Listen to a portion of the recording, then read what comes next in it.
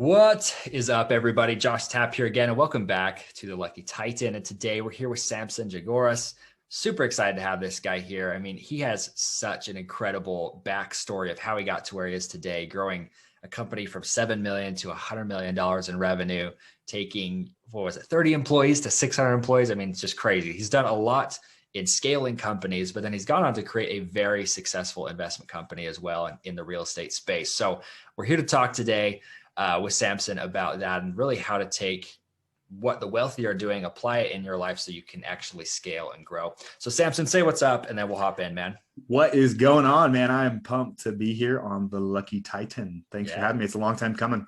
Yeah, so we're good to be here. I'm glad we got past all the roadblocks so we can make this interview happen. So let me ask you this, man, just to kind of kick it off, because you really intrigued me with your response to this question. So what is it that the wealthy are doing that those of us who are not doing? Yeah. So the number one thing that wealthy people do that most investors don't do is they surround themselves with other incredibly smart people. And they are very good at one thing: critically analyzing an investment. They are not trying to be real estate experts, stock experts, cryptocurrency experts, restaurateurs, right? They know what their lane is, and that's how they became very, very wealthy, right? But what they do is they critically analyze deals, and they regularly and often deploy capital with other really smart people. And so we hit on that, right? If I want to go buy a business, man, I know a lot about business, but I'm sure I have some blind spots. So I'm going to call you, Josh. And if you want to go buy an apartment complex, you're probably going to call me, right? And so that the wealthy people are just good at that, because at a certain point you make so much money that it's nearly impossible to effectively deploy it all. And it's about taking your money and putting it to work for you so that you don't have to. Right. And I love that response, because everybody's like, oh, you should go hang around wealthy people. We all know that, right? But you're saying the reason you hang around them is to pay attention to the one thing that they do, which is, like you said, they just know how to analyze an investment. And that's, we've been in the process of acquiring another company right now, and I've realized how critically important that is, because you get so emotionally attached to these companies you want to buy after analyzing them and everything. But sometimes you have to step back and look at it and say, I love the company, I love the people, it's not a good investment. And yep. I think that's the number one skill of an investor, is knowing when to say no. So yep. let me ask you this, Samson, just to kind of get an in-depth response to this one is really what do they need to know about an investment to know that it's worth investing in your opinion?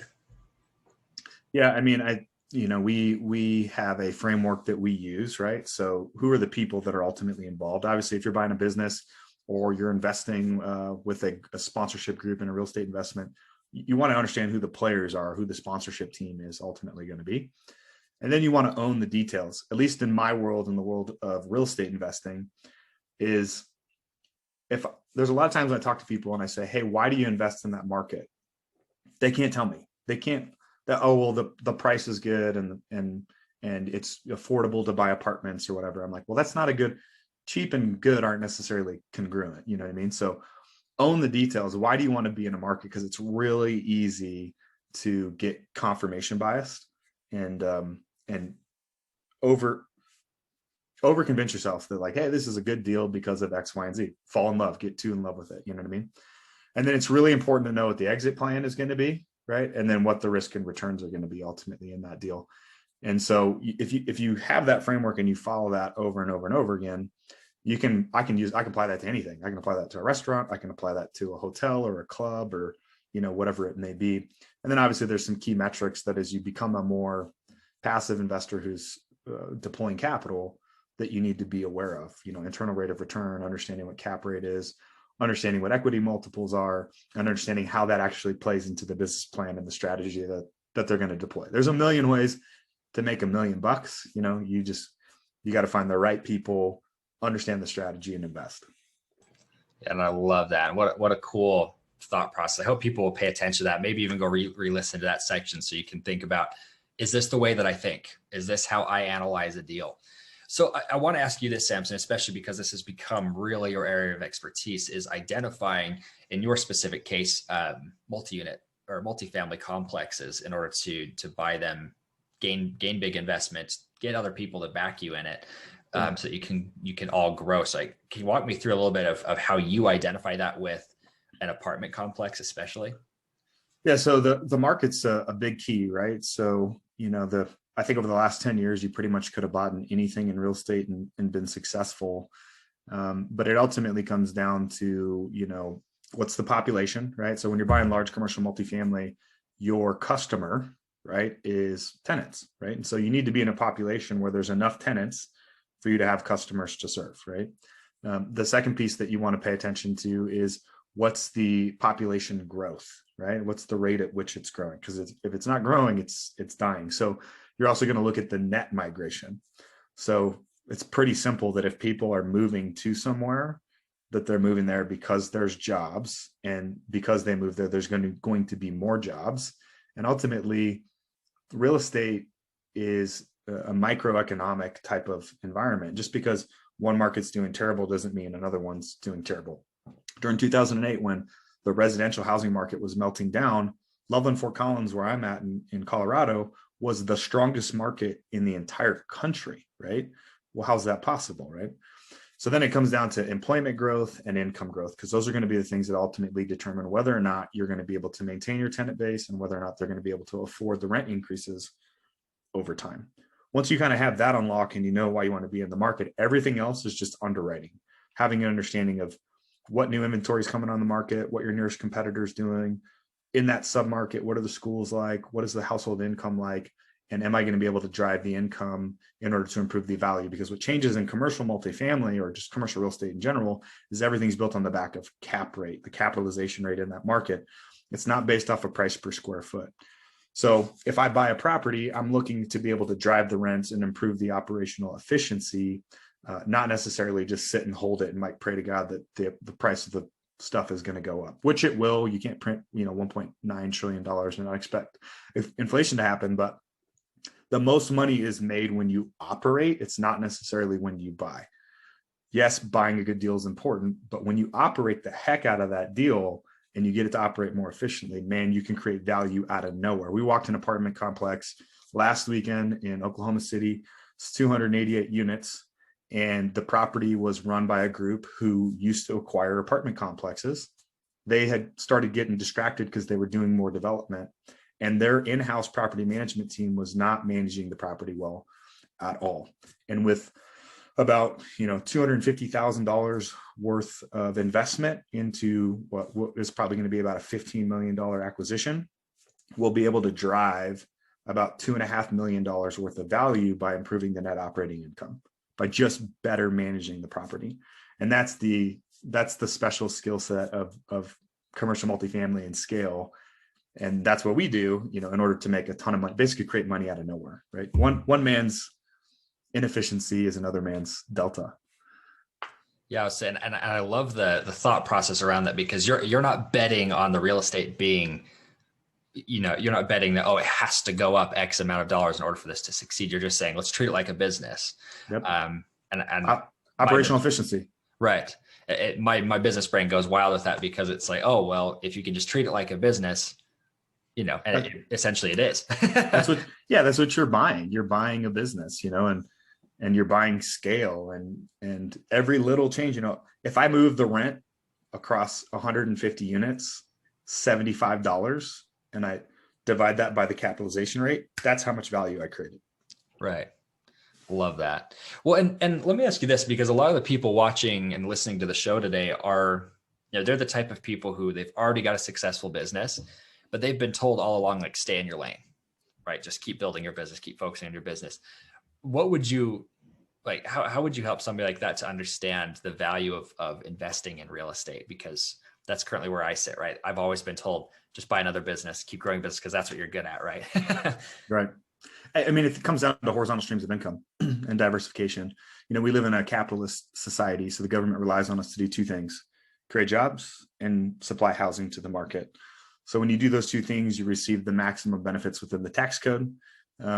And within the tax code, specifically as it relates to real estate, you have some pretty special things like 1031 exchanges or opportunity zones, which are ways to defer your capital gains and or never pay capital gains if you're talking about opportunity zones.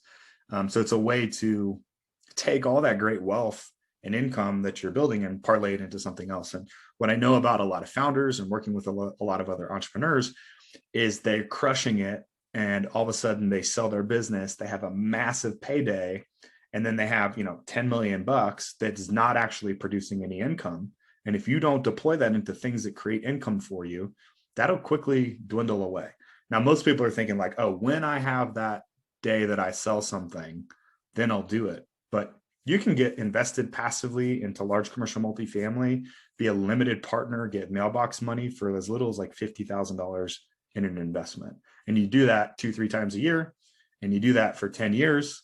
And all of a sudden you have a pretty nice, healthy income coming in every single day.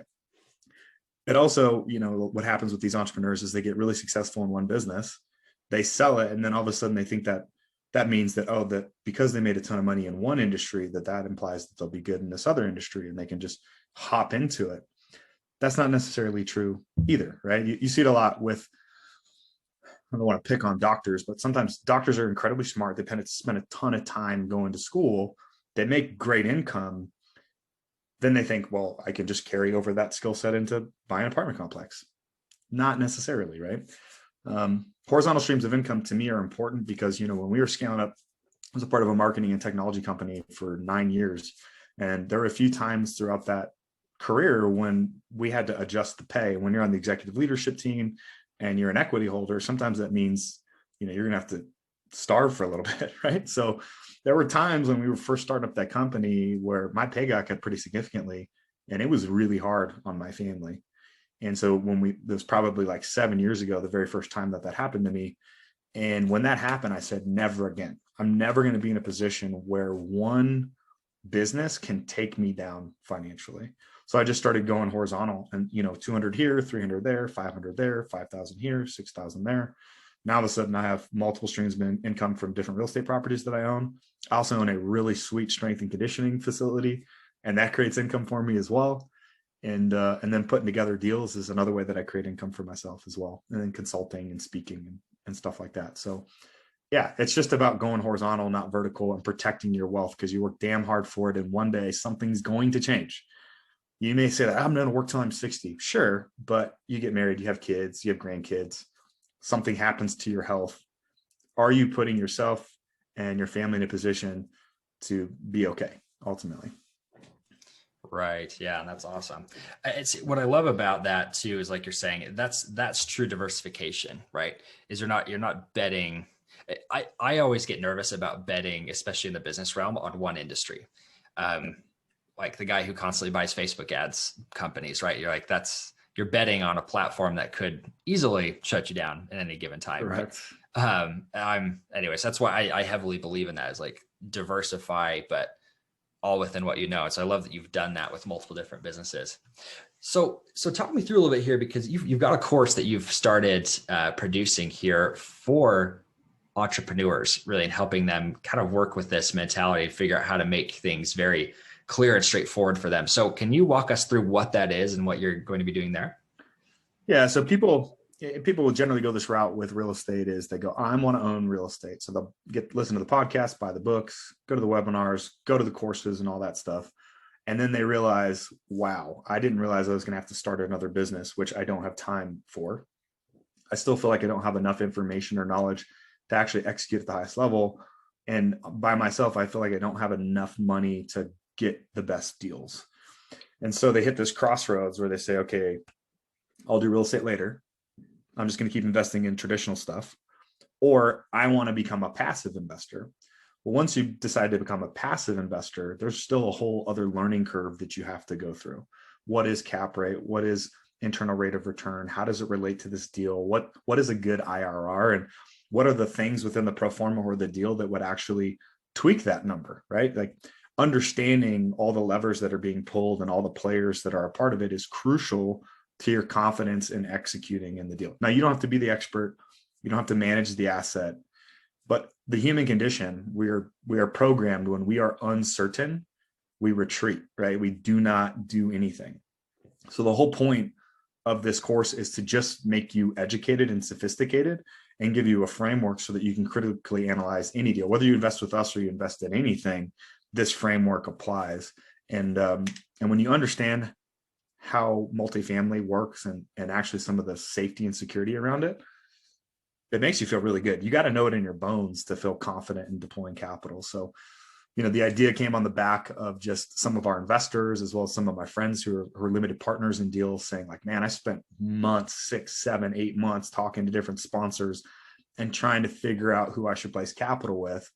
And it's really easy to just place capital with people because maybe they have the best marketing. Sure. But each deal is its own thing. So in that deal, does the business plan make sense? Do the economics make sense? And can you justify the business plan? So yeah, that's the whole point of the course. And I'm excited about it because I love real estate. I think everybody should have multifamily in their portfolio. And there's a lot of people who think that, oh, it would be nice to own an apartment complex, but I can't afford that. And the reality of it is they can get access to it in fractional ownership and get the same, if not better returns than they ever could by, buying a single family property and managing it themselves. Yeah, and I love that because and you even mentioned this to me in the pre-interview call, is like one of the reasons why you feel the security in it as well is that if you have one unit and the family leaves from that unit, you're 100% vacant. Where if you have 100 units, 20 people can leave and you're still doing great, right? You're still crushing it. Yeah. And it's the economics of scale, right? I mean, if you've been in business and you're listening to this podcast, you know what it means to get scale on a business and operational efficiency.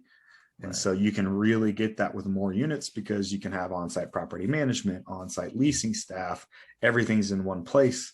You can get more scale out of your marketing, right? You can get more scale out of your building costs, right? Because you're buying in bulk and doing all those kinds of things. So it's incredibly, incredibly important, especially like when we're talking about something like building costs.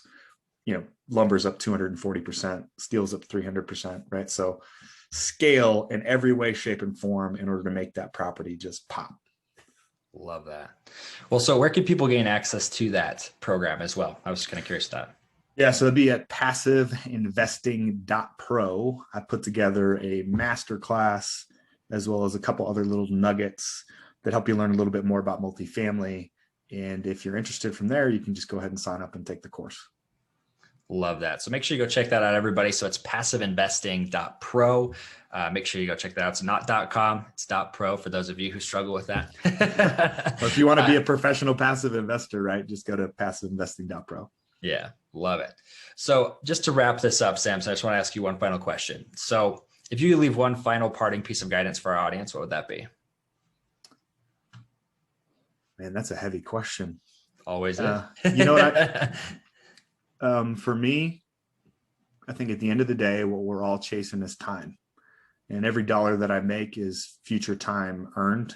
And so being able to deploy that capital again and create passive income is my main focus, and not losing sight of the things that are ultimately important, right? I'm living life right now, and being an entrepreneur affords me the opportunity to take my girls to school and pick them up and be at gymnastics and do all the things that life is about living. You know what I mean?